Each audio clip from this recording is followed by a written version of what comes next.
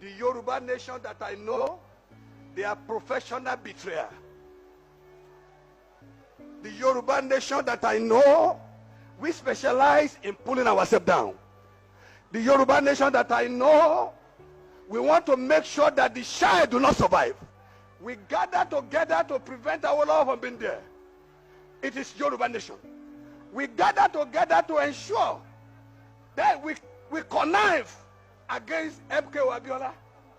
And today again, the Yoruba nation again are the one that is gathering together against their own beloved son. Shawon Shewani. Shawon Gegufuani. Toba Gegufua. She sokwe egun yen to. When the outside, the north, unite together and they are singing Abiola's song, the Yoruba are the one trying to tear him to pieces. The north says, this is where we are going. Then the same Yoruba, I'm ashamed of. You see, many of us that are pastors, many of us that are reverend, I don't know. I need to be convinced why a pastor should be involved in rebellious spirit. I don't know. And we go to the pulpit and preach. You go to that pulpit and you are preaching. And you have a spirit of betrayal in you. Then you want God to answer your prayer. It's not possible. And that is why I mark everybody that is a betrayer and that has betrayal spirit as what? As failure. They are failure. The Yoruba nation that you know, they are the one pulling themselves down. The Yoruba land that you know. Ẹjọ́, ibo ni gbogbo àwọn bàbá yìí wà? Mo kàn ní bèrè ní o, yẹ kó fàjà. Àtìgbà tí ebi ti ń pa yín o, tí gbogbo ẹ̀ ti ń lọ lódìlódì, àárí àwọn bàbá ẹ̀ kó bọ́ síta wá sọ̀rọ̀ mọ́. Alábòsí ni yín sá. Pope, ṣé Pope ni yín àti Bishop, sir. Alábòsí á ni yín o, with due respect, sir. Ọlọ́run kì í ṣàbòsí. Ọlọ́run máa ń sọ òtítọ́. Abálájọ tó ní bí ọ̀run ṣe jìnnà sí ayé, bí sọ́mọ̀ ṣe jìnnà sílẹ̀, bẹ́ẹ̀ ni òun Ọlọ́run ṣe jìnnà. Kí ló dé? Ẹ máa sọ òtítọ́ lẹ́ẹ̀kọ̀ọ̀kan. Ibo ni gbogbo àwọn bàbá yìí wà? Àti Múríkì. Bàbá Múríkì Akíọ́lá ni àbí Akíntọ́lá. Ẹ mọ̀ bí bàbá yìí náà ṣe múra ti kẹ́ńkẹ́ń nígbà tí wọ́n campaign fún Muslim ticket. Àti ó ní nǹkan tó máa ń pè èèyàn Ọlọ́run. Muslim ticket yìí ṣé mọ̀ pé wọ́n ṣe rí Nàìjíríà bẹ́ẹ̀ ṣe wá sọ wípé dandan ẹ wá ṣe tí Tinubu gbà ẹ rí pé ara òjò wá rọ okùn ara ò rádìyẹ. Orí àpèrè gan ò rọ bàbá Tinubu lọ́rùn bẹ́ẹ̀ ni aráàlú gan ò gbádùn. Gbogbo ẹ wá fọ́pọ̀ mọ́ yọ̀ iṣu atayanyan yam pepper skata ni.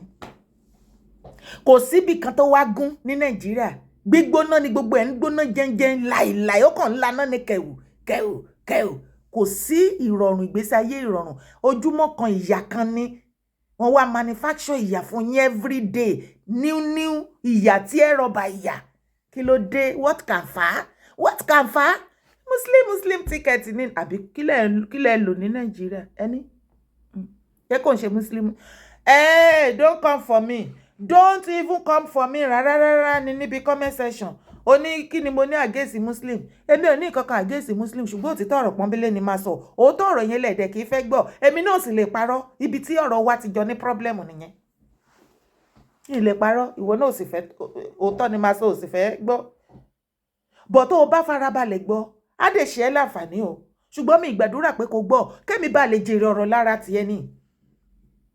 àní ẹ má máa fi ẹ̀sìn sí gbogbo nǹkan ẹ wò náà báyìí lọ́wọ́lọ́wọ́ báyìí ìgboro ti dàrú àwọn gọ́vnà má ti yarí wọ́n ti yarí mọ́ yín lọ́wọ́ wọ́n láwọn ò lè san 60,000 hello excuse you ẹni 60 0 ẹyọkan díjìtì 60 kì í ṣe 600 o not 6 million o ní the same country tí wọ́n lè kó 90 billion ó dìlú onílùú wípé kẹ́kọ̀ọ́ lọ ṣe Allahu Akbar kàdẹ̀ mú òkò kàdẹ̀ lẹ́ má ṣètánì pé àṣetánì ayé yìí ẹ̀ máa bàjẹ́ àti ní ẹ jẹ́ lọ gbé àṣetánì yìí wá sí Nàìjíríà torí Nàìjíríà gan àṣetánì ní fúnra ẹ̀ ó dẹ̀ pé Nàìjíríà ní òkò ẹ dẹ̀ ṣọ́ pé kò ṣe Nàìjíríà náà rí mọ́bi tó ti ń lẹ̀kọ́ àṣetánì yẹn torí pé Nàìjíríà as a country ó ti dà àṣetánì. Nigeria is àṣetánì country. Yes, ìlú tí ò sí nǹkan ẹyọkan bẹ́ẹ̀ tí citizen tí wọ́n lè sọ wípé wọ́n make sure pé wọ́n jọ láì àbí nǹkan tó ti ẹ̀ ń jọ láì pé wọ́n ń gain ẹ̀. No now, kò make sense now. Àwọn gọ́vnà yín wọ́n ti ṣẹ́gi ọrùn yín. You see your life? Ṣé rí ibi tá a jọ bára wa dé? Abálájọ àwọn gọ́vnà wọ́n ń gba security vote o. Ṣọ́n secure ẹ bá mi kọ síbi comment section. Àbó ṣẹ̀ṣẹ̀ ń gbọ́ pé wọ́n ṣẹ̀ṣẹ̀ ń gba security vote. Gbogbo owó security vote tí wọ́n ń gbà every month. Ìjọ bá mi kọ síbi comment section. Ọ̀nà tó gbà tán fi secure ẹ. Ìjọ wo ni Fúlàní ti wá attack anybody tó gbọ́ pé government dá sí? Gọ́vnà dá sí. Ìjọ wo ni nǹkan ní àwọn Fúlàní herdsmen bandit wọ́n jí yín gbé àbí gbogbo ẹ̀? Gọ́vnà wá bá yín dá sí pé we sympathize o àfi tó bá jára wọn. Ṣọ́n gbé wọn ni wọ́n ń gbé wọn ẹni ọba ni wọ́n dára wọn mọ̀. Ó ti lẹ́tìkẹ́. You see your life? Ibi tá a jọ bára wa nìyẹn o. Má jábọ́ ìwọ tí ẹ ṣe máa bọ̀ ń bí má ti jàjà. I understand personally with the opinion of the trade union, but why will you go to media and pay a salary of political office holders, National Assembly of that matter? I don't receive the money that they publish in the front pages of newspaper in the name of advocating for your standard living condition. Don't give wrong and lie information about institutions is done inside the public against. We are concerned about the trade union, but Mr. Speaker, we should be more concerned about the over 2 million Nigerian population who are suffering, 200 million who are suffering, who doesn't have food to eat, who cannot buy kerosene, who cannot pay school fees for their children, who doesn't have shelter to stay at home. We should remember, we must be proactive. Call that bill, adjust it, call for public hearing. Stakeholders should consider that. If we have done our job, federal government will not be doing what they are doing now. But the prices of commodities in market, the standard living condition of the people is sympathetic. So it is very terrible. And here we are, fighting for trade union living condition. I agree. They constitute 13% of the population of this country. But go to equity with clean hands. Do not, in doing that, suffocate sectors like hospitals, where if it is not run, Nigerians will lose their lives. The primary responsibility of government is protecting the life and properties of its people. If the action of trade union, which is legitimate, negate those essential services, I don't think they will be doing fair to the people of this country. You see? Ẹ̀ráyé wọn, gbogbo wọn wá fọ́ sí gbòòrò. Yes, I agree. Minimum wage. We can't pay 60,000 naira. Governors declare. Okay, no wahala.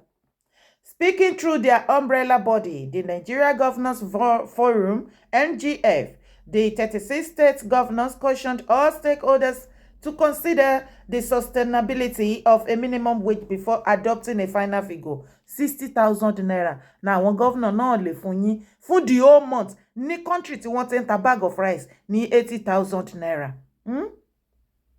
Ní country tí wọ́n ti ń ta basket of tomatoes ní 90,000 naira.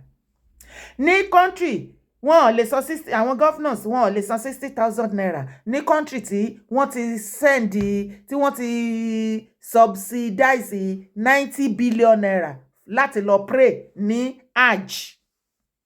Ṣùgbọ́n àwọn citizen yẹn wọ́n lè kó 90 billion sílẹ̀ wípé ká ẹ lọ ṣe prayer wá láti fi promote, láti fi support economy àwọn ará hajj ní Saudi ńbẹ̀ kan yìí lọ sókè. Tí yín wá pẹ̀yẹ̀kẹ̀ sílẹ̀. Ẹjọ́ ẹ tẹ̀jẹ̀ àdúró gan. Nígbà tẹ́ ná 90 billion tẹ́ lọ fi gbàdúrà wá tínú ilé ń catch fire. Gbogbo àdúrà tẹ́ lọ gbà láti yọdún tẹ́tí kò ṣe gbà àkọ́kọ́ o bọ́n ṣe máa ń ṣe náà nìyẹn o. Bóyá ìgbà ayé bàbá Buhari bí yóò ti ẹ̀ pọ̀ jù bẹ́ẹ̀ lọ.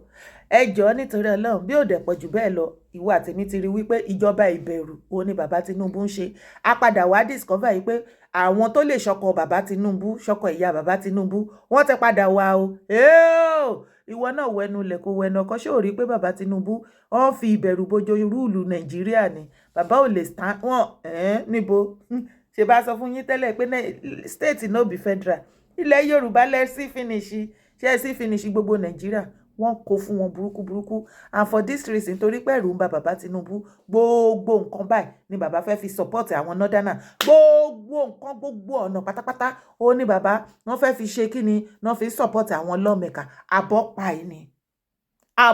yìí ni kọ́ṣà tí torí àǹfààní ara wọn ni yé bàbá lóun ràn yín ni kí lọ́kàn wọn what can find rubbish.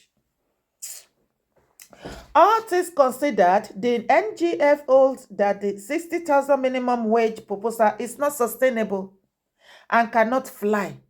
Wọ́n láwọn ò lè san ebi náà lébi ló pa mọ́nàmọ́ná yín kú. Ṣó ti wá rí wípé gbogbo ọlọ́pàá oṣó ìdílé yín ọlọ́pàá jẹbẹ̀ gbogbo aláròkà bẹ̀ gbogbo ogun ìdílé ó ti rí wípé níbi tá a bá dé gbogbo wọn yẹn Nàìjíríà ti kọ lòbí gan lọ́dọ̀ tí wọ́n rí tí ẹrù ṣó wá rí ibi tó yẹ kó dájú àdúrà kọ́kọ́ lọ gbé ẹbọ kàǹkàtì kagún láyà kó o ká ẹsẹ̀ kan rọ̀ báyìí tó o bá ní gbètúgbètú eléètẹ̀kọ̀ máa mú gbètúgbètú wá fi ṣépè fèmí èmi kọ́ lèmi nídìí àbí kò yé yín orí òtítọ́ mo dúró lé nǹkan lè ṣe mí jọ nítorí Ọlọ́run lọ mú gbètúgbètú yẹn use that energy ẹ̀yin àjẹ́ gídẹ̀ ní jẹ́ kúkú fọ́ gbogbo kìíní ìmọ́lẹ̀ gan náà wáyé tó ṣe jẹ́ pé irú wa lẹ máa ń láìkì láti máa bọ́ síta torí òtítọ́ tá à ń sọ ẹ máa bọ́ síta ẹ̀yin àjẹ́ ẹ̀yin big mummy ẹ bọ́ síta ẹ máa wọ̀n ẹ máa threaten ẹ máa ṣoríṣiríṣi ẹ jọ ṣé ibi ò pa ẹ̀yin àjẹ́ ilẹ̀ Nàìjíríà sí ni ó dà náà ẹ̀jẹ̀ sọ ti rán mi ilẹ̀ Yorùbá ó dà ẹ̀yin big mummy gbogbo ẹ̀yin big mummy ilẹ̀ Yorùbá àtọkọ wọn oṣó ẹ jọ ibo lẹ wà ṣé ẹ lè lọ bá wa yọ ojú àwọn governors yìí gẹ̀nẹ́ lóru tán bá ti ń sùn ṣebí náà ògiri náà ẹ máa ní láti wọlé ní ìdá tí gbẹnu ọ̀nà wọlé náà ṣebí ara ògiri ni Gani wá irú ìbọn púpù ògbóni tó máa ń rọ́lùyàn tó máa ń yìn mọ́yàn lójú oorun yẹn yọ ṣé ò lè lọ bá wa yìn mọ́ àwọn governors wọ̀nyí nìkan lákùjẹ. àjẹbọ́sẹ̀ jàre ẹjọ́ ibo lẹ́yìn wà àwọn governors nídìí sáfíìsì yín tẹ́ bá ó kàn jẹ́ pé àjẹ́ ti mọ̀mọ́ bọ́sẹ̀ yẹn báyìí sí tá a bá korúkọ gbogbo 36 governor ikọ̀ mi ilẹ̀ máa pè jáde bí ká kọ Jídé kẹ́ máa pè jẹ̀ǹdọ́ nínú gbogbo rògbòdìyàn yín ọ̀gá o kò sí wàhálà. It will simply mean that many states will spend all their FAAC allocations on just paying salaries with nothing left for development purposes, it declared. Can you imagine? The forum appealed that all parties involved, especially the labor union, consider all the socio-economic variables and settled for an agreement that is sustainable, durable, and fair to all other segments of the society who have legitimate claim to public resources.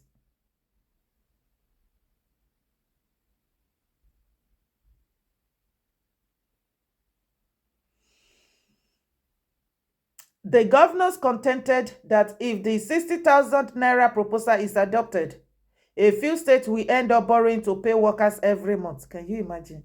Kí láǹfààní yín as a governor. So ẹ kò wà ń bẹ̀ ṣá. Ẹ jọ gbogbo party tẹ máa ń ṣe yẹn torí ẹ máa kò sí ni governor kó tó kúrò ń bẹ̀. A make sure pé òun ṣe wedding for ọmọ by fire by force. Bọ́mọ yẹn go tí ripe fún wedding wọ́n á ṣe wedding. Ẹ jọ gbogbo àwọn birthday ìyàwó yín àwọn first lady gbogbo àwọn party tí gbogbo ẹ̀yin governor máa ń ṣe káàkiri. What happened? Party 4 hours. Ẹ mọ iye olórin tẹ máa ń kọ àwọn musicians bẹ́ẹ̀ tí máa kó hip hop lẹ máa gbé ti gospel lẹ máa gbé ti inú ayé náà mọ Fuji.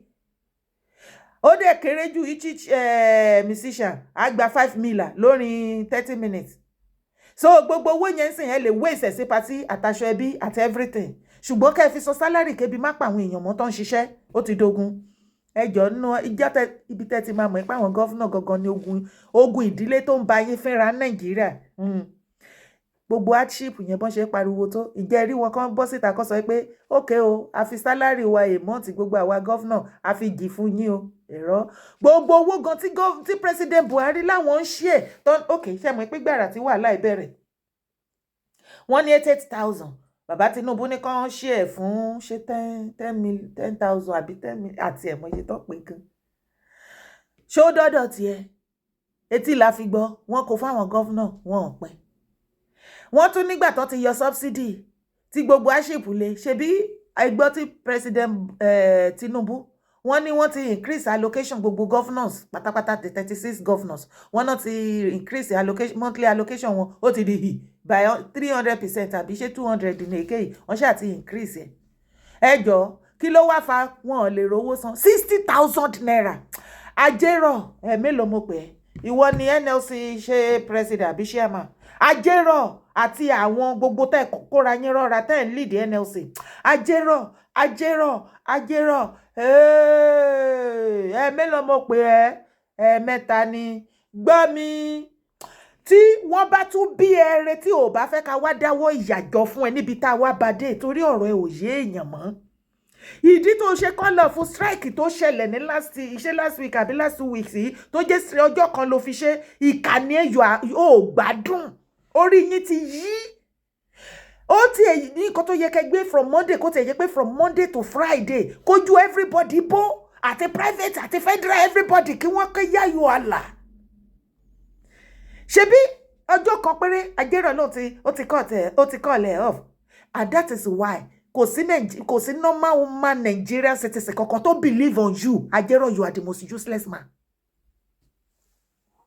ẹ wo àwọn Turkey airline tẹ bá rí bọ́ ṣe máa náà ṣe ròyìn tán máa treat àwọn workers wọn ní inú Nàìjíríà ni kò ṣe ní Turkey o ṣàdédé ni wọ́n dédé relieve wọ́n kàn sáàkì a lot of their workers no gratuity no nothing no compensation no nothing wọ́n gbẹ́jọ́ lọ sọ́dọ̀ NLC wọ́n máa lọ bẹ̀ o ẹ̀ẹ̀kan àbẹ́ méjì tán lọ bẹ̀ tán bá wọn fa wàhálà ojú àwọn Turkey airline ó máa fẹ́ bó kí ni wọ́n lọ bá àwọn ajérò báyìí fún tán gbowó fún wọn ajérò ibi tán rí mọ́ nìyẹn wọ́n gbogbo àwọn tó fìyà jẹ yẹn wọ́n kò fìyà jẹ wọn lásán ní ilẹ̀ Nàìjíríà not outside o ṣé you see their life ṣé you see ìṣòro ohun wèrè tán san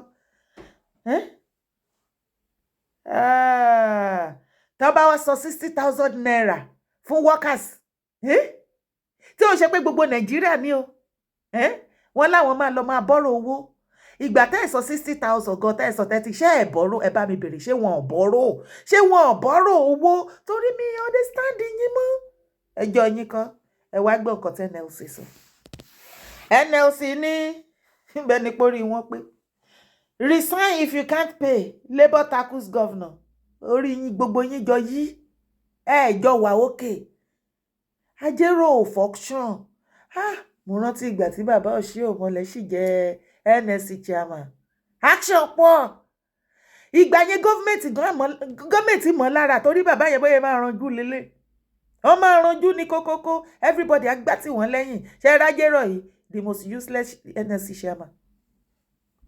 Ó ní organized labour on Saturday tackled the state governors, accusing them of acting in bad faith towards the new minimum wage negotiations ongoing in the country.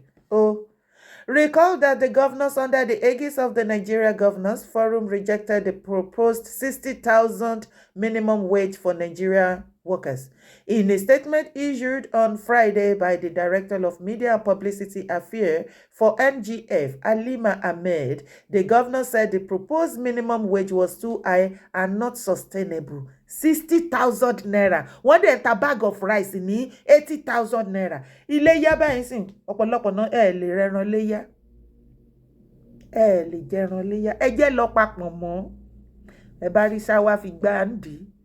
Ó dọ́lọ́run bá wá ṣe paríparí ẹ̀ka ìrówó yìí kó yọ mákírẹ̀ àbí kó tẹ́ ọbẹ̀ ló máa ṣàn bẹ́ẹ̀ bá pọ̀ fámílì ọbẹ̀ ló máa ṣàn pàdé mi léjìká ni kò yọ ráìsì dandandan tí ò bá yọ ráìsì bó jẹ́ gàrí ni ẹ̀tẹ̀bà ó bá dẹ̀ jàmàlà ẹ̀rù àní kíkù ṣáà ti kú kébi ti má pa yín ẹ wo ọ̀rọ̀ tó wà nílẹ̀ yìí ẹnìkan ò lẹ́nìkan bínú sí o gbogbo mùdùmùdù advantage muslim ticket ó lẹ́yìn jẹ yẹn ò ṣe bẹ́ẹ̀ rí dádì wa yẹn tó ń sọ ń bẹ̀ yẹn yorùbá àdís yorùbá lórí muslim ticket ni bàbá yẹn jọ sọra wọn di rádaràda sí o ṣùgbọ́n achip ti débẹ̀ iṣẹ́ ti rí bàbá ẹ̀ kó padà bọ́ síta kó wàhálà no now wọ́n ti kó 90 billion wọ́n ti bá yín kó lọ sí Saudi kẹ́ lọ pray ìyẹn náà ẹ máa momi sí èyí tí ò bá wá yọ pọ̀nmọ́ tí ò yọ ṣáwá mákàrẹ̀ kankan tí ò yọ gàrí àbẹ́lùbọ̀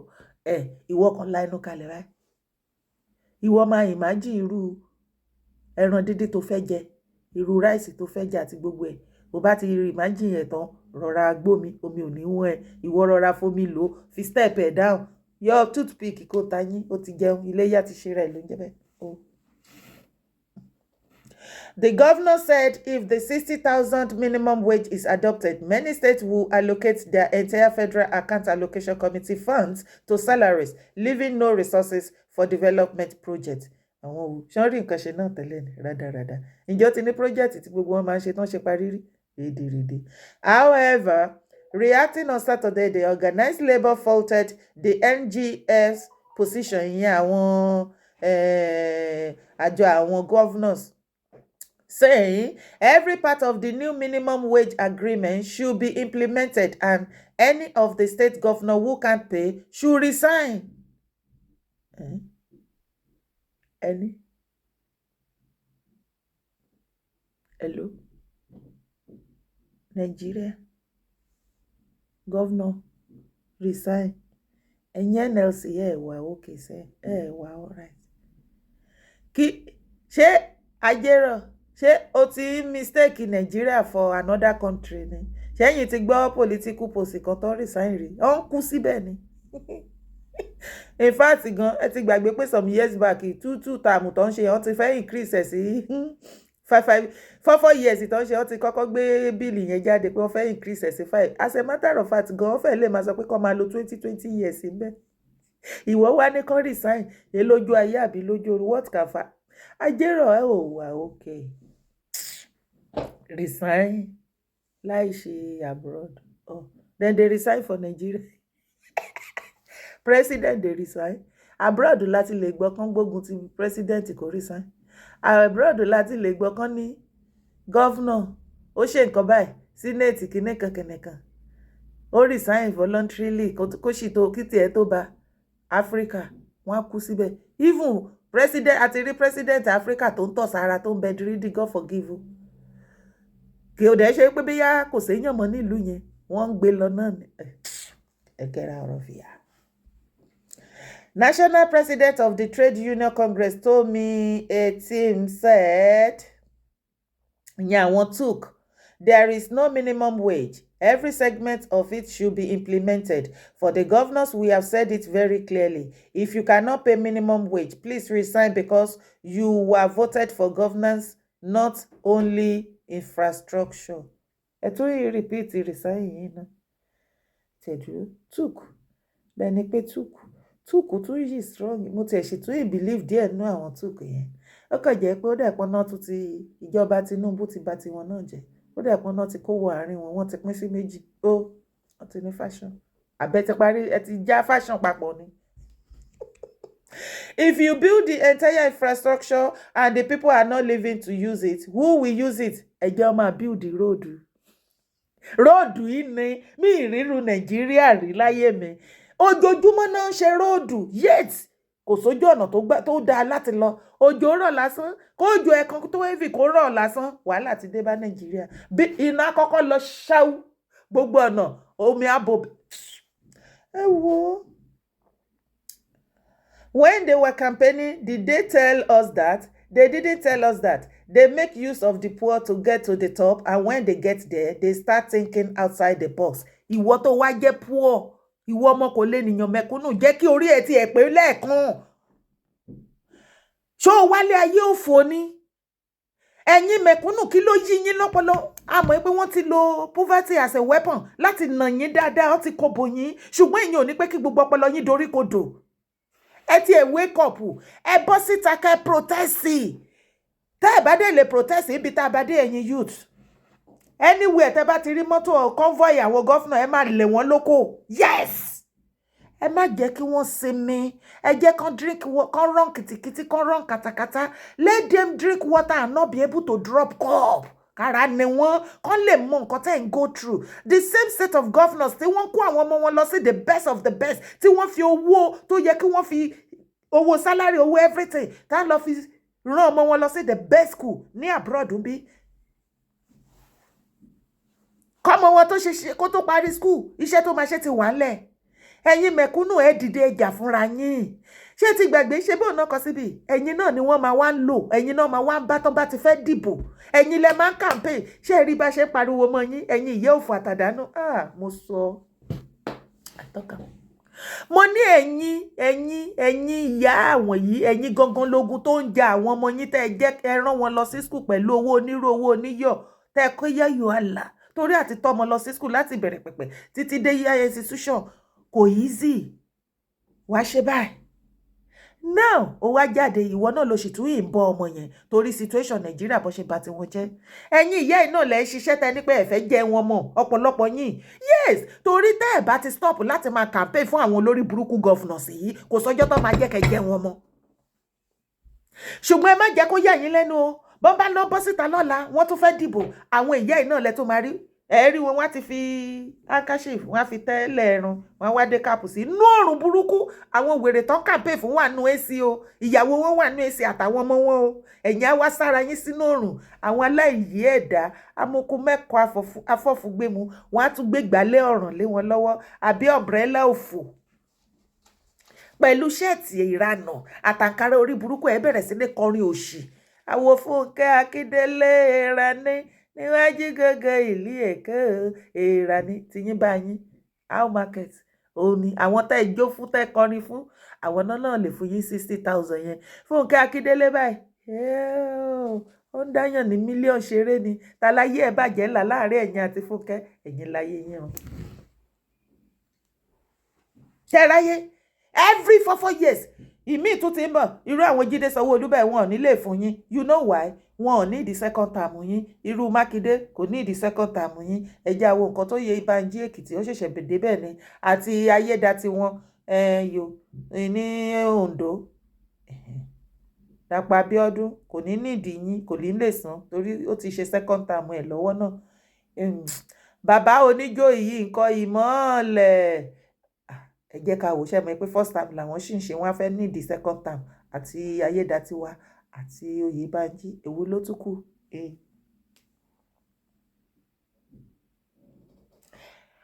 They make use of the poor to get to the top, and when they get there, they started thinking outside the box. All the money spent in the electioneering campaigns, if they applied to build infrastructure to develop the revenue generation that would have solved some socio-economic challenges in their domain, Etim said. You see?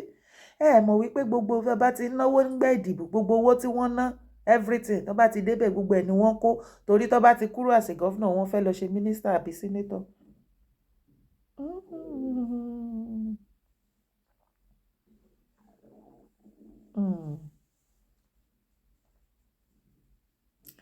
Also reacting in a statement signed by its head of public affairs, Benson Upah, the Nigeria Labour Congress said, "We do believe the governors have acted in bad faith. It is unheard of for such a statement to be issued to the world in the middle of an ongoing negotiation. It is certainly in bad state.